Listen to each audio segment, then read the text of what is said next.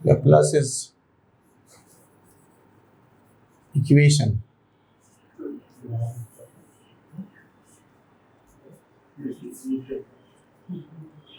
अगर कोई भी डोमेन D में जो XY प्लेन पर है या जिसको हम लोग R² कहते हैं,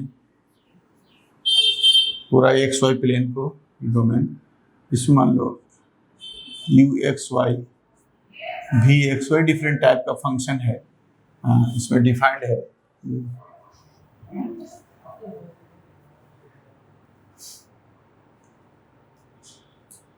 तो कोई भी फंक्शन के लिए अगर ये function u del square u by del X square plus del square u by del Y square is equal to 0, कोई भी function F X X Y ना कोई भी फंक्शन यू एक्स वाई, तो अगर सेकेंड डेरिवेटिव, दोनों second derivative, mix derivative नहीं है, del square u by del X del Y नहीं है, यहाँ पर क्या है, दोनों second order derivative with respect to X, second derivative with respect. यही क्या होता है, किसी भी फंक्शन के लिए लैप्लास इक्वेशन कहलाता है zero.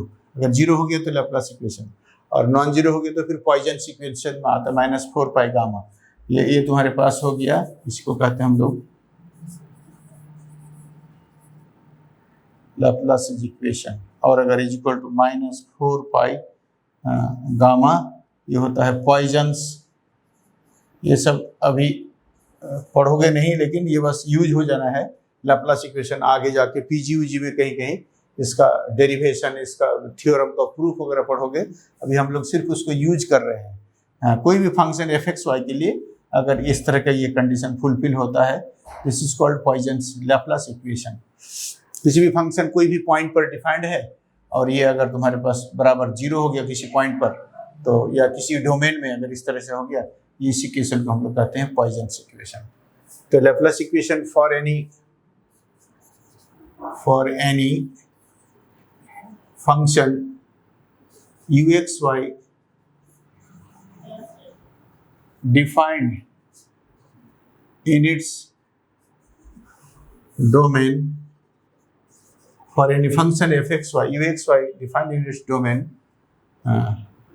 del square u by del x square plus del square u by del y square is equal to 0 is called Laplace's equation. इस इक्वेशन को हम लैप्लासेस इक्वेशन कहते हैं। कोई भी डोमेन में कोई function you x y v x y f x y phi x y any type of function, अगर दोनों का सेकेंड ऑर्डर डेरिवेटिव का सम जीरो हो गया, तो ये कहा गया कि function this function f satisfy the Laplace's equation in its domain. तो यही वह लैप्लासेस इक्वेशन। तो कहता है क्या, हमारे पास जो नेसेसरी एंड सफिशिएंट कंडीशन, इसका प्रॉब्लम भी बताएंगे तुम लोगों को। हम 2-4 थ्योरम पहले डिराइव कर देंगे, उसका प्रॉब्लम शुरू करेंगे। प्रॉब्लम में ही कई तरह का एग्जांपल सब देंगे। Every differentiable function is continuous, but every continuous function did not be differentiable. If any function is continuous differentiable at any point, then maybe it may be analytic or may not be analytic। मतलब हर analytic differentiable हो जाएगा, लेकिन अगर वो analytic नहीं है तो differentiable हो भी सकता है, नहीं भी हो सकता। तो उस तरह सब एग्जाम्पल सब देंगे। And her differentiable function continuous होता है, और कंटिन्यूअस डिफरेंशिएबल हो भी सकता है, नहीं भी हो सकता। ठीक उसी तरह से हर एनालिटिक फंक्शन डिफरेंशिएबल होगा, लेकिन हर डिफरेंशिएबल फंक्शन किसी पॉइंट पर एनालिटिक हो भी सकता है और नहीं हो सकता। रिमार्क्स के तौर पर ये सब नोट करके रख लो। जब प्रॉब्लम पढ़ाएंगे तो ये सब चीज हम लोग डिस्कस करेंगे। रिमार्क्स में हम लोग लिख देते हैं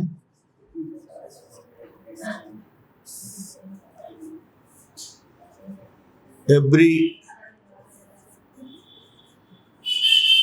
differentiable function is continuous, but the converse not necessarily true। एक रिमार्क हुआ, every differentiable function is continuous but the converse is not necessary. हो भी सकता, नहीं भी हो सकता है। ठीक उसी तरह से एवरी ये सब के एग्जाम्पल देंगे जब प्रॉब्लम पढ़ाना शुरू करेंगे। ये सब एग्जाम थ्योरम पहले खत्म करेंगे, उसके बाद तब ये सब के एग्जाम्पल देते रहेंगे। Every analytic function is differentiable but differentiable function may be analytic, may not be analytic, but the converse not necessarily true। इसका कन्वर्स ट्रू हो भी सकता है और नहीं भी हो सकता है।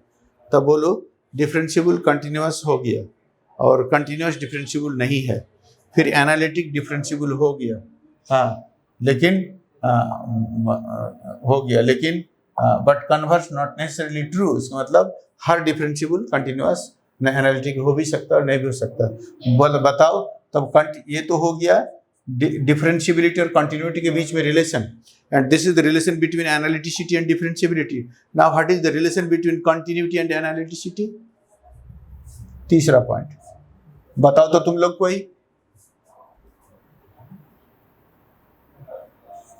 Every analytic function is differentiable. जब डिफरेंशिएबल हो तो निश्चित रूप से कंटिन्यूअस होगा, is continuous but converse not necessarily true. ये सब देखो 3 रिमार्क्स तुमको लिखा दिए हम। ये सब पर हम लोग प्रॉब्लम बने देखेंगे, चर्चा करेंगे। अब प्रॉब्लम बनाते वक्त ये सब आएगा सामने में तुमको। ये सब ऐसी किताब में इस तरह का रिमार्क्स दिया हुआ नहीं है, तुम लोगों को हम मतलब समझाने के लिए कि इसको एक दूसरे से कनेक्ट करने का कैसा तरीका है समझाएंगे। अब जो है ना हम लोग लैप्लास इक्वेशन को सेटिस्फाई करने वाला कुछ थ्योरम बताते हैं। देखो किस तरह से होता है।